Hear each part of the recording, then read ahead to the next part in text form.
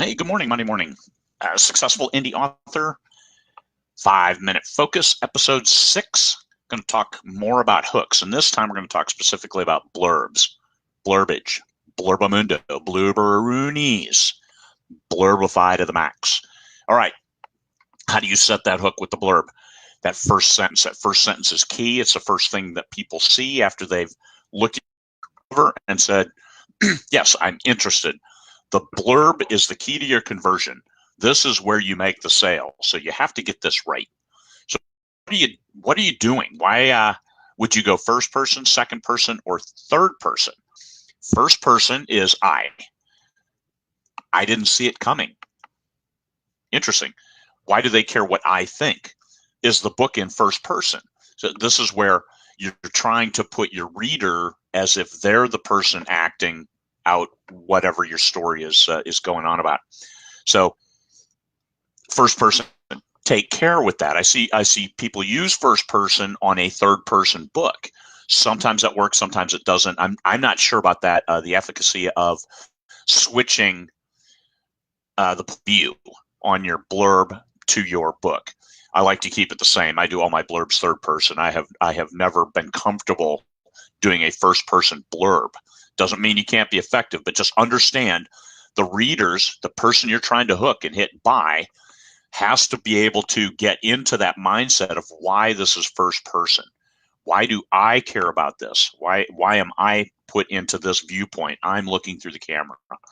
And the second option is second person. You won't believe what happened next. Oh, really? So you're talking to somebody, and this could be a good sales pitch. You won't understand until you understand. Well, hey, that's kind of profound sounding. No, it's not, but who knows what. Second person, when you're talking to somebody, you're making that sale, you're making that pitch. Third person, this is what you'll see 90% of the blurbs out there. She didn't know why the cameras kept rolling. I don't know about you people, but I keep seeing those ads and the sponsored ads on various news sites. I shouldn't have clicked that one time. That's my punishment for the rest of my life. Will be I keep getting those ads. She didn't know why the cameras kept rolling. Third person. Hey, interesting. Just on the outside looking in. Most people read on the outside looking in.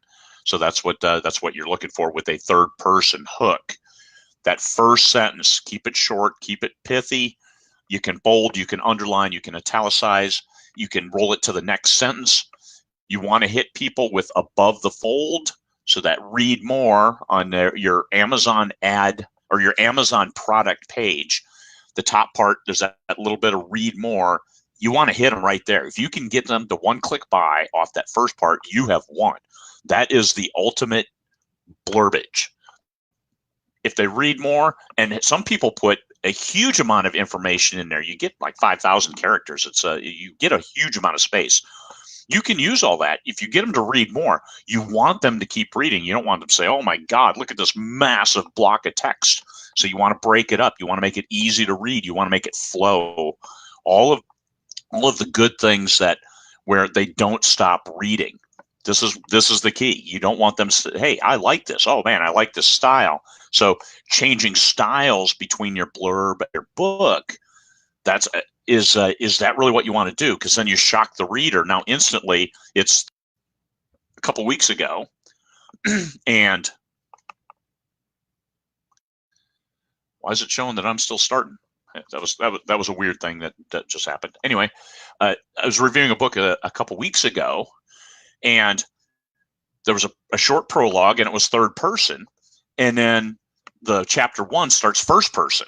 I'm like, holy crap. It kind of threw me for a loop. And the blurb was third person, and then it switched to third person, and it switched back and forth between third and first. It was really shocking to read and difficult to read. So just understand, choose your point of view and stick with it and be comfortable with that decision. I've also used first person and third person, intermingled them, changed between scene breaks and stuff like that. And sometimes you have to do that. First person is very limiting because it's this view. You don't get anything outside that view unless you switch to third person. So if you keep trying to do that, I hope I'm still recording, but it's just starting over. Weird. We'll take a look later and see what happens.